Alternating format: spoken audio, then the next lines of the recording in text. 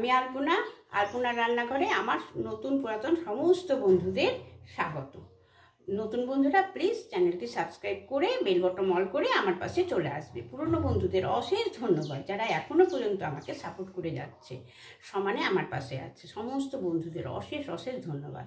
আর একটা কথা আমি বলবো করে আমার বলাই হয় না, আমার ফেসবুক পেজ আছে বন্ধুরা, আলপনা রান্নাঘর বলেই, সেখানটাতে ফলো করে আমার ভিডিওগুলো দেখার অনুরোধ করছি। আমার সমস্ত বন্ধুরা আমার ফেসবুক পেজটি অবশ্যই ফলো করে দেবে।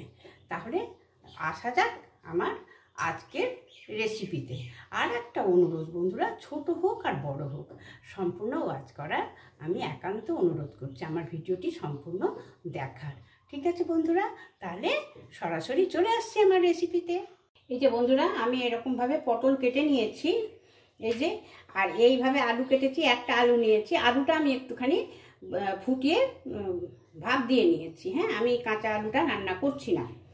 আচ্ছা, আর এখানে আমি অলরেডি মশলা রেডি করে নিয়েছি বন্ধুরা, দেখানো সম্ভব হয়নি। এখানে নিয়েছি আমি একটা টমেটো,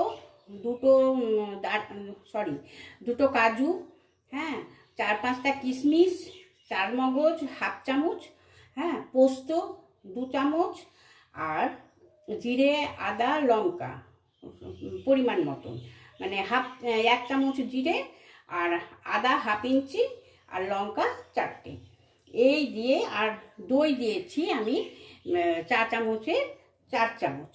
এই দই সব একসঙ্গে আমি পেস্ট করে রেখে দিয়েছি। হ্যাঁ, এবার দিচ্ছি আমি এই যে হাফ চামচ ধনে গুঁড়ো, আর দেবো হাফ চামচ, এই যে হাফ চামচ লঙ্কা গুঁড়ো, আর এর মধ্যে আমি নুন আর চিনি অ্যাড করে দিচ্ছি। চিনিটা সম্পূর্ণ নিজেদের পছন্দের বন্ধুরা। এই যে আমি এই চামচের 1 চামচ চিনি দিয়ে দিলাম, আর নুন দেবো স্বাদ মতো।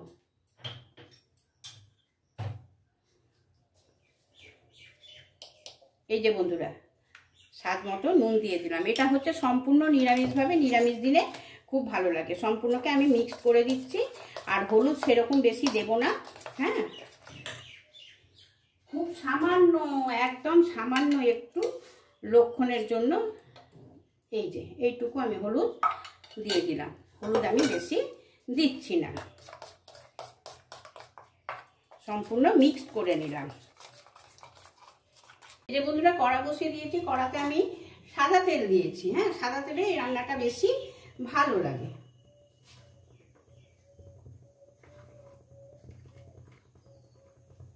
তেলটা গরম হয়ে গেছে। এই যে সামান্য এই পরিমাণের আমি, এই যে দেখা যাচ্ছে, বোঝা যাচ্ছে তো, এটা আমি দারচিনি দিচ্ছি। আর আমি কিন্তু এতে কোনো কিছু সম্বরা দেব না, শুধু দারচিনি।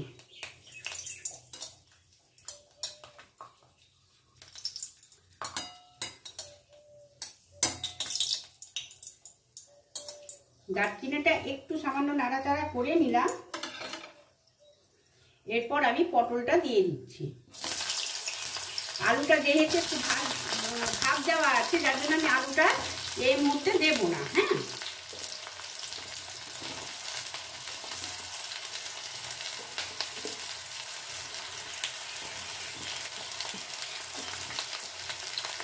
এই যে আলুটা আমার এখানে রেখে দিলাম।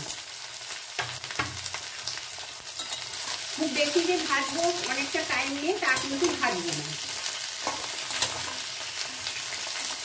আমি এই 2 থেকে 3 মিনিটের মধ্যেই আমি এটা নাড়াচাড়া করবো, এর বেশি না। এই যে বন্ধুরা, 3 মিনিটের কাছাকাছি প্রায় হয়ে গেছে। এটা আমার নাড়াচাড়া, আমি কিন্তু একদম ফুল ফ্লেমে নেড়েছি। হ্যাঁ, তা না হলে পরে তো জল কেটে যাবে। এগুলো তো জল সবজি না, এগুলো তো জল কেটে যায়। যদি সিম করে চাপা দিয়ে করবো তাহলে জল কেটে যাবে। তো আমি হাই ফ্লেমে প্রায় 3 মিনিটের কাছাকাছি আমি এটা নাড়াচাড়া করে নিলাম।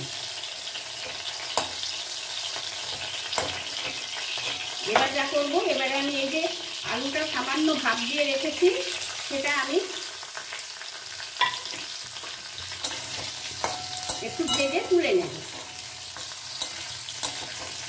বন্ধুরা, জাস্ট একটু নাড়াচাড়া করে নিলাম। এবারে আমি আলুটা তুলে নেব।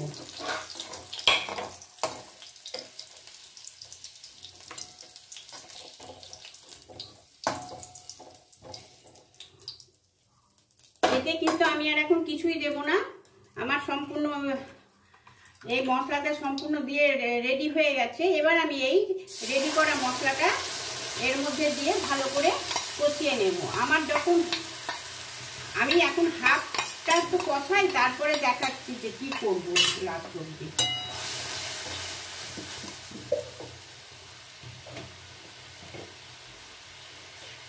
আর এই মশলার সাথে মশলার বাটি আর মিক্সিং বোলটা ধুয়ে নিয়ে আমি সামান্য একটু জল এতে এখনই করে দিচ্ছি।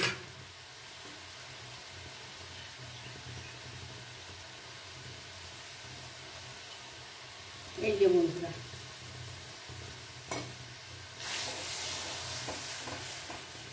1 মিনিট নাড়াচাড়া করে নিলাম বন্ধুরা, একদম হাই ফ্লেমে। এবারে আমি ভেজে রাখা আলু পটলটা এর মধ্যে অ্যাড করে দিচ্ছি।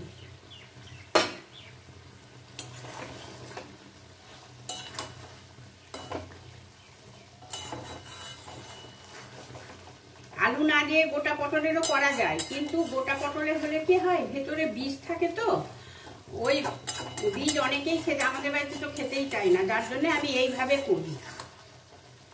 এটাতে মিক্সড হয়ে যায় খুব সুন্দর, আর খেতেও খুব ভালো লাগে, খুব মোলায়েম হয় তরকারিটা।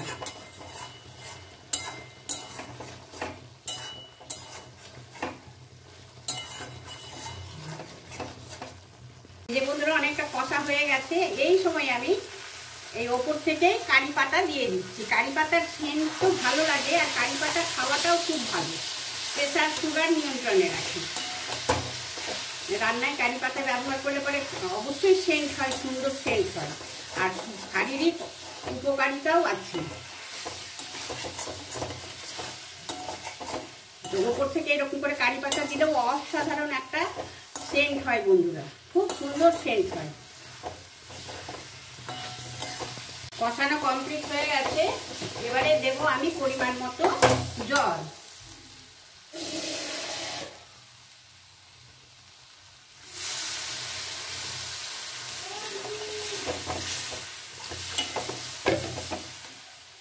এই যে বন্ধুরা সবজিটা সুন্দর হয়ে গেছে, কালারটা কত সুন্দর এসছে। কে বলবে যে হলুদ দেওয়া নেই? হলুদ না দিয়েই এত সুন্দর কালার এসছে। এটা সম্পূর্ণ হয়ে গেল, কিন্তু একটা জিনিস তো দিতেই হচ্ছে, সেটা তো অনেক বন্ধু গ্রেস করে নিয়েছে। আমি গ্যাসটাকে অফ করে দিলাম, আর এই যে বন্ধুরা আলপনার হাতের ঘি, আলপনার রান্নাঘরের এই ঘি আমি কিভাবে বানাই ভিডিও পোস্ট করা আছে, জানতে ইচ্ছে করলে দেখে নেবে বন্ধুরা। আর যদি ভাবে যে না আমি আবার নতুনভাবে দেখাই, কোনো বন্ধু অনুরোধ করলে আমি অবশ্যই আবার দেখিয়ে দেব। এই যে বন্ধুরা ঘি আমি এইভাবে ছড়িয়ে দিলাম, একেবারে বাজিমাত, কি দারুণ সেন্ট, কারি পাতা, ঘি, আর এত সুন্দর আর কিন্তু গরম মশলা দিচ্ছি না, যেহেতু একটা টুকরো দারচিনি আমি আগে দিয়ে দিয়েছি, এখন আর কিছুই দেব না।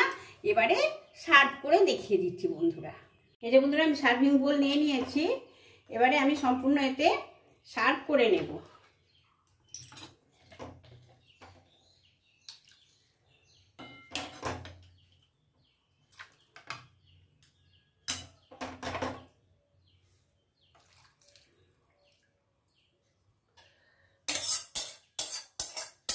সামান্য পটল বন্ধুরা, অনেকেই পটল ভালোবাসে না, খেতে চায় না, আমাদের বাড়িতেই আছে, কিন্তু এইভাবে রান্না করে দিই না, সুন্দর একদম আঙুল চেটে খেয়ে নেয় বন্ধুরা, এত সুন্দর হয়। সামান্য জিনিস দিয়ে এত সুন্দর একটা অসাধারণ সবজি বানিয়ে ফেললাম বন্ধুরা। কেমন হয়েছে অবশ্যই জানাবে, কারি পাতা কোনো ব্যাপার না। আর সামান্য এই যে এক টুকরা দারচিনি, আর দেওয়ার মধ্যে মাত্র 2টো কাজু, 2 চামচ পোস্ত, আর এই তো মশলার পরিমাণ তো বলেই দিয়েছি, সেই মশলা দিয়ে হয়ে গেল এক অসাধারণ সবজি। এটা ভাত, রুটি, নান, পোলাও, ফ্রাইড রাইস সবার সাথে খাওয়া যায়, না খেলে বুঝতে পারবেন না বন্ধুরা। তাহলে কেমন লাগলো কমেন্টের আশায় বসে রইলাম। তাহলে বন্ধুরা পরের ভিডিও নিয়ে আবার, পরে একটা রেসিপি নিয়ে আবার চলে আসছি বন্ধুদের কাছে। তাহলে আসি আজকের মতন, সব বন্ধুরা ভালো থাকবে। আজকের মতো আসি, বাই, টাটা।